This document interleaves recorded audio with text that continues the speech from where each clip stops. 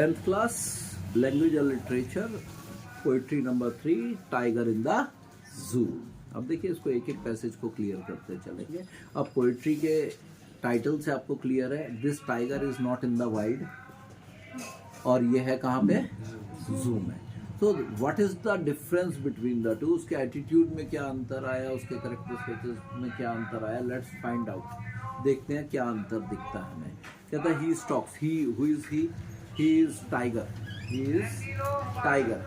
Tiger कहाँ है, he stocks, stocks बोले तो वॉक, मूव, ठीक है। और ही स्टॉक्स मूव कर रहा है आराम से, अपने एटीट्यूड में चल रहा है पूरे के पूरे। और क्या कर रहा है वो एटीट्यूड में चल के,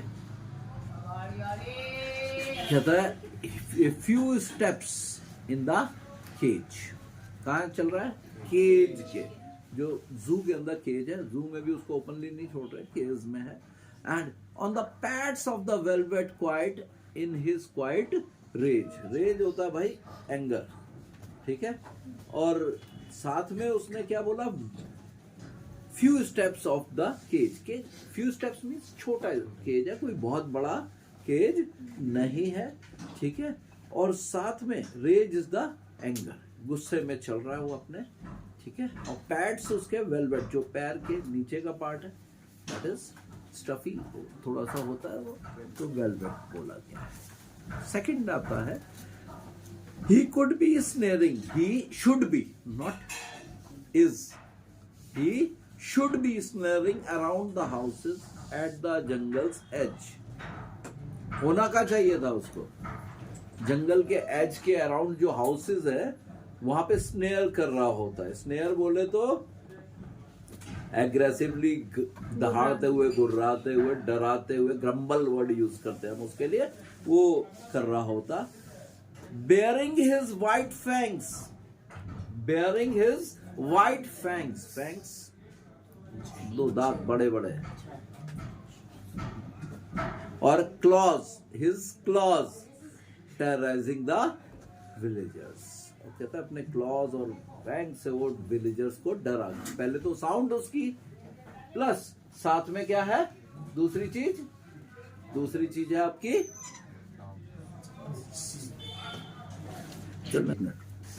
तो he should be snaring in the shadow, sliding through long grass, near the water hole where the plump deer pass।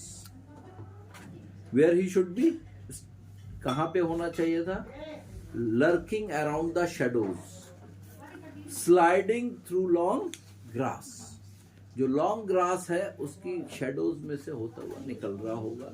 और साथ में क्या बोला उसने बोला उस जगह पे वेट कर रहा होगा जहां पे प्लम्प हेल्दी सा कोई डियर आकर के जो है पानी पी रहा हो। बेसिकली सिंपल फिलॉसफी है जंगल की, वाटर रिसोर्स के पास सारे एनिमल्स आते हैं, तो the tiger used to wait over there, he should have been doing that, okay.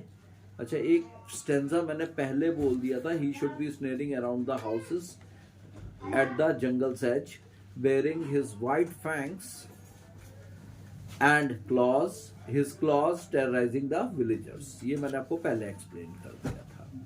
अब third one is but he's locked, but he is locked है कहां, ही शुड बी था दो पैसेज में, अब वापस आ रहे हैं where he is in the concrete cell. Concrete, अब देखिए हम बोलते हैं, हिंदी में यूज करते हैं कंक्रीट के जंगल, ये शहर जितने हैं कंक्रीट के जंगलों की तरह, पेड़ हुआ करते थे, अब क्या बन गया, पेड़ की जगह पे ये इमारतें बन गई, तो ये कंक्रीट के सेल में है।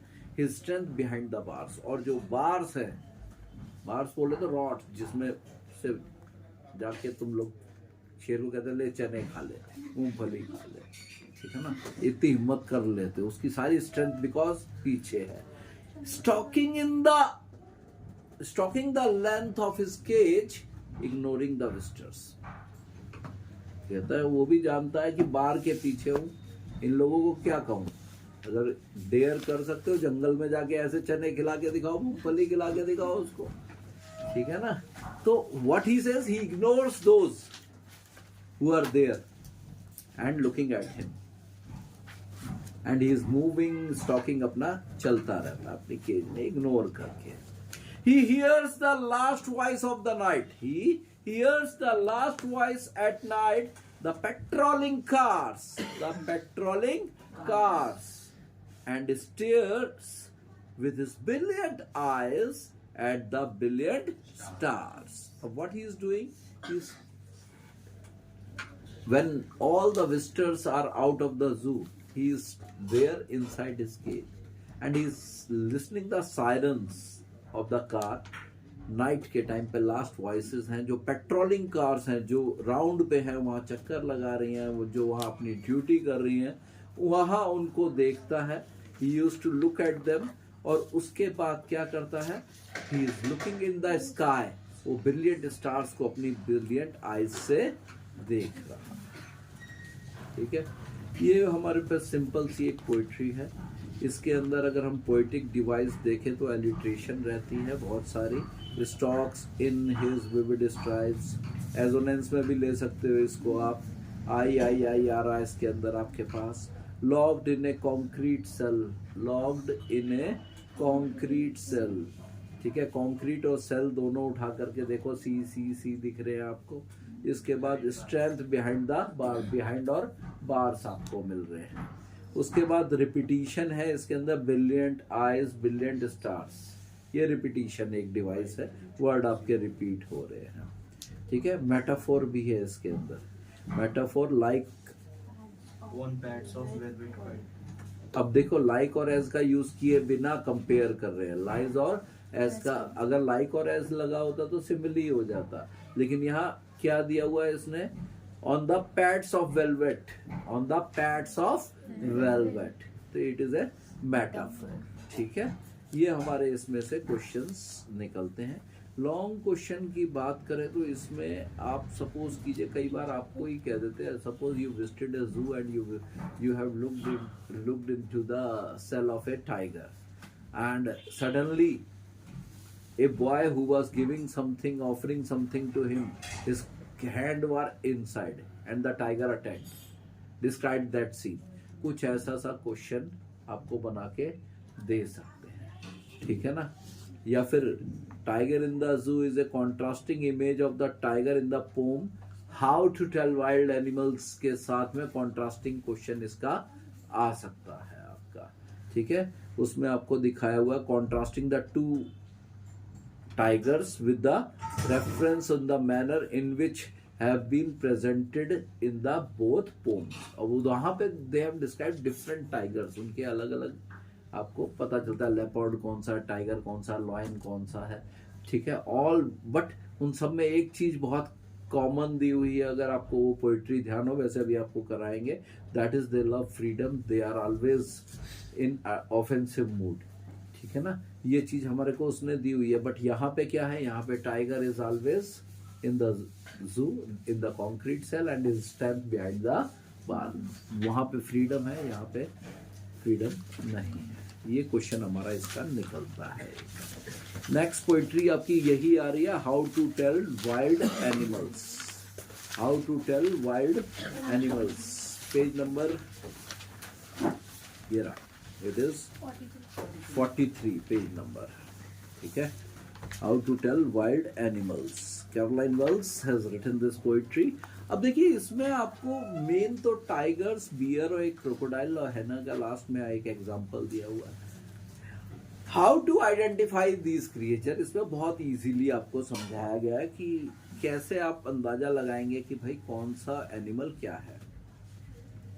पहली लाइन देखिए, इसमें ह्यूमरस पोम है काफी. इसको अगर हम देखें तो कहता है बट इसमें डेंजर भी छुपा हुआ है, दोनों चीजें साथ साथ चल रही हैं. ठीक है, कहता है if ever you should go by chance to the jungle in the east. If ever, यहां भी एक अजम्पशन लेके चल रहे हैं, इमेजिनरी पोएट्रिक डिवाइस यूज होगी. ठीक है, by chance to the jungle in the east and if there should to you advance a large and tawny beast. Tawny, the word is tawny. ठीक है, if he roars at you and you are dying, the word is dying, you will know that it's the Asian lion. अब देखिए पहली आपके short question निकालो तो how would you identify a nation line, ऐसा question बन जाता है। तो सिंपल सा फंडा है, अगर आप जाते हैं फॉरेस्ट में, और फॉरेस्ट में किधर जा रहे हैं आप, जंगल में ईस्ट की तरफ को जा रहे हैं, ह्यूज टॉनी ह्यूज बीस्ट दिखाई दे रहा है, डल ब्राउनिश कलर का है आपका, ठीक है, उसको दिया है क्या, and he roars at you, और वो रोर करता है तो आपकी हालत ये है कि आप ऑलमोस्ट डाइंग सिचुएशन में पहुंच जाते हैं। Even after listening the sound of his roaring you would be in that condition. कहता है आप फ्राइटेंड हो जाते हो अप टू डेथ। क्लियर है? सेकंड देखिए क्या कहता है, ऑफ और if some time when roaming around, आप घूमते हुए किधर निकल गए, a noble wild beast greets you. एक नोबल, देखिए नोबल वाइल्ड, दो चीजें यूज की है, बीस्ट भी लगा रखा है साथ में। कौन सी पोएटिक डिवाइस याद आती है इसके साथ, याद है किसी को? नहीं, अभी बताएंगे, चलो। कहता है with black stripes on A yellow ground just notice if he eats you. कैसे नोटिस करोगे जब वो खाई जाएगा तो। कहता है बट पोएट्री है, इमेजिनेशन चल रही है, ठीक है। This simple rule may help you to learn the Asian tiger to discern. Bengal tiger, sorry not Asian, Bengal tiger. अब देखिए आप रोमिंग ऐसे ही भटकते भटकते निकलते हो, एक नोबल सा ग्रीट आपके साथ, नोबल सा बड़ा अच्छा सा सुंदर, ठीक है, लेकिन साथ में बीस्ट वर्ड भी यूज किया और जंगली भी है। ये सारी चीजें आपको एक साथ दी हुई है, देखिए मल्टी पैकेज है इसमें। कहता है और बॉडी पे क्या है, स्ट्राइप्स है ब्लैक कलर की और बेस उसका येलो है, ठीक है। और आपको बड़ा सिंपल सा, जब तक आप नोटिस करोगे तब तक वो आपको खा जाएगा, ज्यादा कुछ नहीं करना आपने, आप कुछ कर ही नहीं पाओगे, ठीक है ना, आपकी विट यूज नहीं हो पाएगी। आप सोचिए इसको सिंपल सिंपल, उसने आपको क्या बोला कि जब तक आप नोटिस कर रहे हो तब तक आपको खा गया। तो क्या है ये, it is a royal Bengal tiger, ठीक है। कहता है even it will not provide you to think anything, जब तक आप सोचेंगे तब तक ही आपका काम हुआ, and no person would do anything. कहता है just to tell the wild animal, और कुछ आप सोच भी नहीं पाएंगे और कर भी नहीं पाएंगे, ठीक है ना। थर्ड कहता है if strolling fourth A beast you view. कहता है और आगे स्ट्रॉल करते हुए टहलते हुए निकल जाते हो, सपोज करो इससे बच भी गए, ठीक है, तो कहता है whose hide the spots is peppered. कहते हैं जिसकी बॉडी पे ना पेपर किए हुए स्पॉट्स, ठीक है ना, वो दिखाई दे रहे हैं आपको। As soon as he has leapt on you, जैसे ही वो आपके ऊपर लीप करे, जंप करेगा, you will know it is a leopard, तुम्हें पता चल जाएगा लेपर्ड है अगर लीप कर रहा है तो। That will do no good to roar with pain. कहता है आप चिल्ला रहे हो, दर्द हो रहा है, परेशान हो रहे हो, कोई फायदा नहीं है। He will only leap and leap again and he again will help jump on you and kill you. छोड़ेगा वो भी नहीं तुम्हें, कहीं सोचो वो तुम्हें छोड़ दे, फिर भी तुम आगे चले जाओगे, ठीक है ना। अब देखिए इस पैसेज के अंदर आपको तीसरी क्वालिटी बताई किसकी, लेपर्ड की, ठीक है। इसके बाद क्या कहता है भाई, इसके बाद कहता है इफ व्हेन, इफ लगा के चल रही है सारी लाइन, सारी इमेजिनरी है। इफ अगर ऐसा हो जाता है तो, if you are walking around your yard you meet a creature there. कहता है एक क्रिएचर मिल रहा है, एक क्रिएचर, एक एनिमल मिल रहा है, और वो क्या कर रहा है, who hugs you very very hard and he hugs you, ठीक है, बहुत एकदम से टाइटली, ठीक है। अब वो बियर हो सकता है, कौन सा, पोलर बियर भी हो सकता है वैसे लेकिन वो यहाँ नहीं मिलता वो, ठीक है, गलत मत सोचा करो। Be sure it is a bear, bear तो है, ठीक है। If you have any doubts, अगर तुम्हें कोई डाउट है, अगर कोई डाउट है, I guess he will give you one more cases, और वो क्या करेगा तुम्हें, ही विल गिव यू, फिर दोबारा से एक बार स्ट्राइक करेगा वो, ठीक है ना। कोई डाउट, क्लियर है? स्ट्राइक कैसे करेगा? जेंटली, पंजा नहीं मार रहा, प्यार से ही रहेगा, ठीक है।